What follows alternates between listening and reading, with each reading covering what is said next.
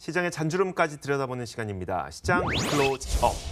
자, 금요일마다 우리가 염승환 차장과 함께하는 염청난 전략 시간을 듣고 있죠. 오늘도 모셨습니다. 이베스트 투자증권 IM 영업팀 염승환 차장 나오셨습니다. 어서 오세요. 네, 안녕하세요. 네. 지난 밤 사이에도 애플에서 출발했던 여러 가지 악재들 이런 것들 때문에 시장이 크게 출렁거렸었는데 그러다 보니까 좀 이런 악재에서 비껴가 있는 오히려 이벤트가 있는 이쪽을 한번 보자라고 해서 헬스케어 컨퍼런스로 오늘의 주제로 좀 선정을 해주셨습니다. 자, 일단 일정하고 여기서 어떤 이야기들이 오고 가게 되는지 그리고 어떤 일이 일어나는지 한번 좀 간단하게 말씀해 주실까요? 그러니까 이제 이게 JP 모건 헬스케어 컨퍼런스가 몇 년 전만 해도 사실 사람들이 관심도 없었고 사실 주가 영향도 없었는데 해외에선 이미 유명했죠. 이게 1983년부터 이게 시작을 한 거거든요. 그래가지고 지금 벌써 37번째 이제 개최가 좀 시작이 될 텐데 이게 사실 이제 예전에 포브스지에서도 이걸 뭐라고 설명을 했냐면은 마음에 드는 신약이나 기술을 골라서 어떻게 보면 이제 쇼핑할 수 있는. 그래서 월스트리트의 뭐 쇼핑몰이다 이렇게 좀 그 얘기까지 좀 나올 정도로 굉장히 좀 유명한 컨퍼런스인데 갑자기 이제 한국에서도 이게 관심을 갖게 된 이유 중에 하나가 2015년도에 한미약품이 여기 참여를 했다가 그 후에 이제 대규모 기술 이전 계약이 체결이 됐습니다. 그때 기억하실 거예요. 퀀텀 프로젝트가 이제 대박이 나가지고 주가가 그냥 난리가 났었죠. 근데 바이오주들이 그냥 다 같이 동반급등을 하면서 이게 굉장히 중요한 컨퍼런스구나. 그래서 여기에 대한 이제 인식들이 좀 높아지기 시작한 계기가 됐고 실제 또 올해 참여한 기업 중에 유한양행이 얼마 전에 기술 수출을 한번 했잖아요. 비소세포 폐암 치료제 이름이 레이저 팁인데 이게 1조 4천억 원 정도의 양산과 체결했는데 결국 이 제품도 사실 작년 초에 JP모건 헬스케어 컨퍼런스에서 발표를 했던 그거를 토대로 해서 지금 계약이 체결이 됐습니다. 그러니까 이게 어떻게 보면 이제 하나의 기술 수출을 할 수 있는 지름길이 돼버린 거죠, 통로가. 그래서 지금 뭐 해외뿐만 아니라 국내 업체들도 적극적으로 참여하고 있고, 근데 명단도 나와 있지만 사실 이제 조금 이게 뭐 그것 때문에 꼭 빠졌다고 저도 보지는 않지만 신라젠이 한번 주가가 급락한 적이 있었어요. 좀 부진했는데 신라젠이 여기 참여 명단에 없더라고요. 그래가지고 이게 사람들이 신라젠 왜 참여를 안 하지? 그래도 국내 지금 시총 코스닥이 2위 기업인데 안 하니까 좀 의아해하면서 좀 실망 매물이 나온 것 같은데 이제 그 정도로 주가에 좀 영향을 줄 수 있는 그런 이벤트가 좀 되고 있다. 이렇게 좀 생각하시면 좋을 것 같습니다. 그러니까 일자리 박람회 같은 거 생각하면 되죠. 그러니까 기업은 인재가 필요하고 인재는 직장에 필요한데 그 사람들이 만날 수 있는 장을 만들어주는 게 일자리 박람회라면 헬스케어 컨퍼런스의 경우에는 기술은 있는데 돈이 없는 기업들과 돈은 있는데 기술은 없는 기업들이 만나서 서로 자신의 강점을 좀 이렇게 맞교류할 수 있는 그런 장이 되는 건데 일단 거기에서 몇 번의 이제 성과를 우리나라에서도 얻어왔었기 때문에 이번에 굉장히 또 기대감을 갖게 되는 것 같습니다. 자, 그렇다면 올해는 어떤 식으로 펼쳐지게 될지 일단 헬스케어 컨퍼런스뿐만 아니라 이제 연간 전망이 좀 필요하니까요. 그거 먼저 좀 짚어보고 갈게요.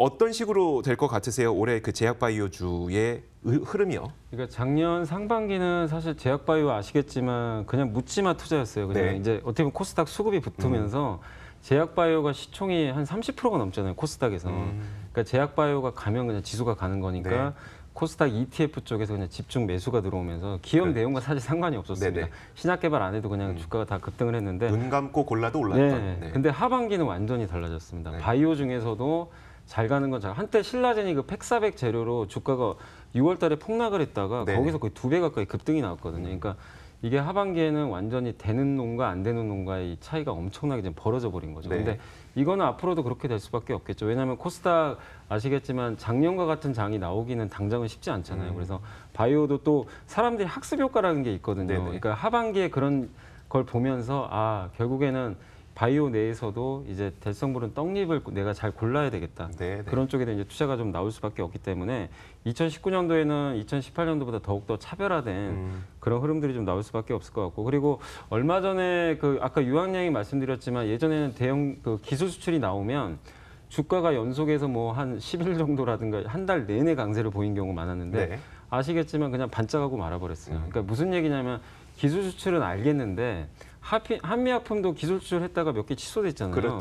그러니까 이제 사람들이 원하는 건 이거 가지고 진짜 이걸 인수해간 회사들이 이걸로 임상시험을 해서 실제로 데이터가 나오는 걸 원하는 것 같아요. 그러니까 이제는 좀 데이터에 대한 신뢰 네네. 여기에 대한 이제 검증 작업이 좀 필요한 시점이 아닌가. 그래서 과거처럼 그냥 기술 수출했다고 무조건 가는 게 아니라 좀 어떻게 보면은 기술 수출한 기업들 중에서 될 애들만 좀 갈 수밖에 없고 그런 애들은 결국 글로벌 임상 2상이나 아니면 3상. 제가 예전에 한번 설명해 드렸지만 임상 1상은 확률이 10%밖에 안 됩니다. 성공 네. 확률이. 근데 임상 3상으로 가게 되면 확률이 50% 이상으로 점프를 하거든요. 그래서 3상 들어갔다는 건 인정을 받았다는 거기 때문에 올해는 정말 임상 3상에 거의 진입한 기업들 위주로 주가가 굉장히 차별화되고 그냥 초기 단계에 있는 기업들은 좀 네. 굉장히 지지부진한 그런 흐름이 좀 올해는 펼쳐질 수 있기 때문에 여러분들이 공부를 좀 많이 하셔야 될 것 같아요. 신약 파이프라인 중에서 똘똘하게 3상까지 간 기업들이 뭔지 좀 잘 공부를 하실 필요가 있을 것 같습니다. 그리고 작년에 이제 바이오 회계감리 이슈가 있었잖아요. 분식 회계 이슈가 있었잖아요. 사실 그게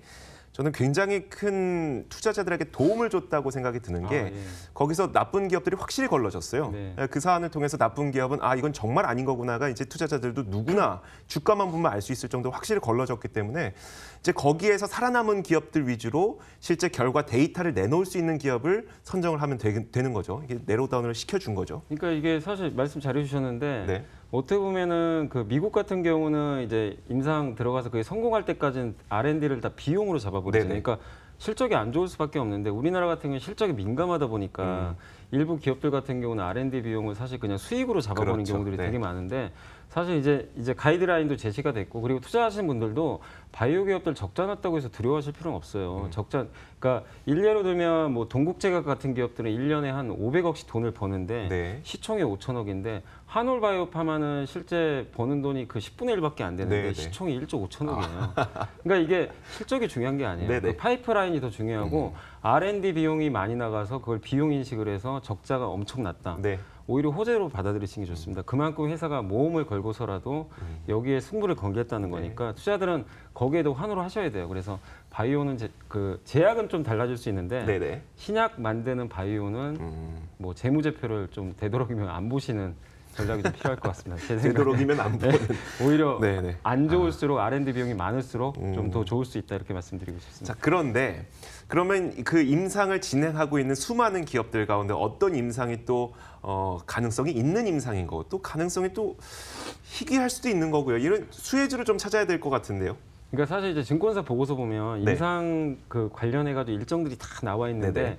그 중에 보면 임상 3상, 2상이 거의 끝나가거나 네. 3상이 시작되는 기업들 위주로 보시는 게 좋고요. 근데 그 중에서 주가 반영 안 된 기업들을 좀 보셔야 되는데 특히 제가 봤을 때는 이제 강스텐 바이오라든가 강스텐 바이오 이제 올해입니다.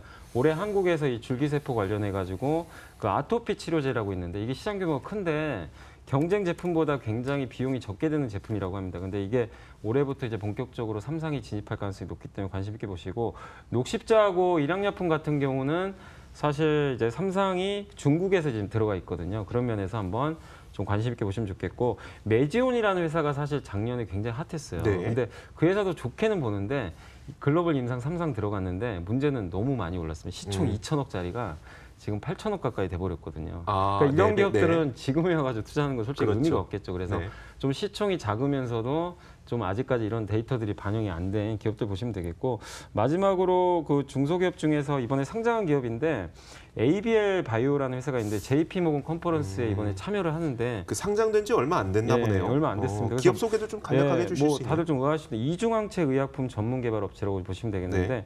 그러니까 우리가 이제 하나의 약물 구조 내에 두 개, 그러니까 하나의 약물 구조 내에 보통 제품들은 그냥 하나의 항원, 이제 병원체만 타겟으로 해서 그걸 네네. 공격을 해가지고 없애는 건데, 네. 이 회사는 그냥 한 번 제품을 투입을 하면은 두 가지 이제 병원체로 공격을 하는 거죠. 네. 그러니까 굉장히 효율적이겠죠.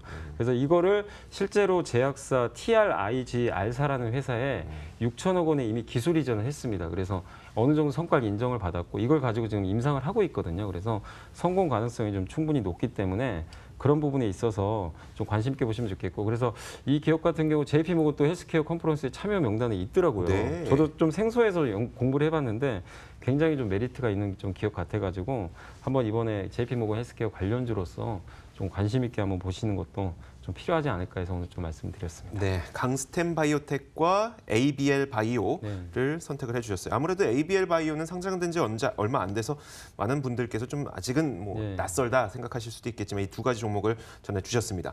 자, 이제 주말 사이엔 또 무슨 일이 있는지 다음 주 증시를 또 전망을 해봐야 되겠죠. 중요 이벤트부터 짚어주시죠. 네, 다음 주는 이벤트가 사실 많습니다. 중요해요. 1월 7일 날 이제 미중 실무 차관급 협상이 네네. 이루어지는데 거기서 우리가 원하는 거는 진짜 합의문까지 나와야 됩니다. 네, 이게 진짜 네. 나올지는 저도 모르겠는데 사실 남북 정상회담 같은 것도 하고 나면 합의문은 나오잖아요. 그렇죠. 근데 그런 것처럼 실질적인 구체적인 뭐가 나와야 되니까 한번 기대해 보시면 좋을 것 같고 1월 8일은 정말 이것도 중요합니다. 삼성전자 4분기 실적 발표가 되는데 애플의 충격 때문에 네. 지금 삼성전자 걱정이 많으세요. 뭐 13조 원까지 내려왔는데 일각에서는 11조 원 또 발표되는 보는 거 곳이 아니냐. 있어요. 예, 그런 네. 그렇게 좀 낮게 보는 것도 있더라고요. 근데 거기까지 극단적으로 나오면 정말 충격을 받겠지만 네네. 그래도 컨센서스에 좀 부합만 한다라면 오히려 급등할 수도 있거든요. 그래서 그런 부분 체크하시고 1월 9일 날은 FOMC 의사록이 열리는데 올해 보니까 연준이 금리를 2번 올리는 걸로 지금 이제 낮췄는데 일각에서는 이제 아예 금리 못 올릴 수도 있다. 왜냐하면 네. 지금 경제 상황이 너무 안 좋아서. 그렇죠. 그래서 FOMC 의사록을 보면 좀 더 명확하게 그런 부분도 확인 가능하니까 이 세 가지 이벤트 한번 좀 챙겨보실 필요가 있을 것 같습니다. 그 저희가 앞서서 JP모건 헬스케어 컨퍼런스를 쭉 말씀드리다 보니까 일정을 일부러 안 넣어주셨는데 네. 이게 현지 시간으로 8일, 9일, 그러니까 우리 시간으로는 9일, 10일 에 그 결과를 볼 수가 있는 거죠. 네네. 네, 알겠습니다. 그때 열리니까 이때도 한번 보시면 될 것 같아요. 물론 그 컨퍼런스 내에서만 무슨 일이 일어나는 것이 아니라 그 유한양행 사례처럼 네. 거기서 기술을 보고 나중에 계약을 체결하는 그런 일도 있으니까 네. 좀 쭉 지켜보셔야 될 것 같아요. 자, 그렇다면 투자 전략은 과연 어떻게 짜야 될 것이냐? 이런 이벤트들을 앞두고 있는 상황에서 어떻게 할까요? 일단 이제 시장이 제일 힘든 이유 중에 하나가 지금 앞이 좀 안 보이는 것 같아요. 네. 그리고 무엇보다 요즘에 수소 관련주라든가 남북 경협주 한 번씩 움직이는데 무슨 얘기냐면은 주도 종목이 없어요. 증시를 이끌. 아까 네. 제가 바이오 얘기했지만 바이오가 돼야 코스닥이 됩니다. 네. 뭐 이건 분명한 사실인데 바이오도 좀 회복되길 기대하지만 지금 당장의 어떤 이제 주가를 이 대형주들이 이끌 만한 모멘텀들이 좀 부족하다 보니까 이런 부분에서 시장이 좀 지지부진한 상황이 연출되고 있는 것 같아요. 그래서 국내 증시 방향성은 없지만 다만 오늘도 시장이 어쨌든 버텨냈고 중국은 지표가 최근에 안 좋지만 부양책을 계속 쓸 가능성이 굉장히 높습니다. 그래서 네. 역으로 보면 시간이 지나면 이런 것들이 오히려 호재로 작용할 수도 있는 거니까 여러분들이 1월달 좀 장 힘들 수밖에 없겠지만 어쨌든 시장 지수는 어느 정도 단기 바닥은 나왔기 때문에 계속해서 좀 그 반등할 수 있는 시점을 좀 잘 포착하시면서 개별 기업 위주로 일단은 좀 매매를 하시는 전략이 좀 필요할 것 같습니다. 네, 알겠습니다. 자, 이렇게 염승환 차장의 엄청난 전략 오늘도 함께했습니다. 지금까지 이베스트 투자증권 IM 영업팀 염승환 차장이었습니다. 오늘 말씀 고맙습니다. 감사합니다. 자, 저희 탐나는 주식 2PM도 여기서 인사를 드리도록 하겠습니다. 코스피 0.6%, 코스닥 0.6%까지 그래도 올라선 채 거래가 되고 있으니까요. 이번 주말 조금은 그래도 마음 편하게 지낼 수 있지 않을까 싶습니다. 자, 저희는 여기서 인사드리고 다음 주 월요일에 다시 찾아뵙겠습니다. 시청해주신 여러분 고맙습니다.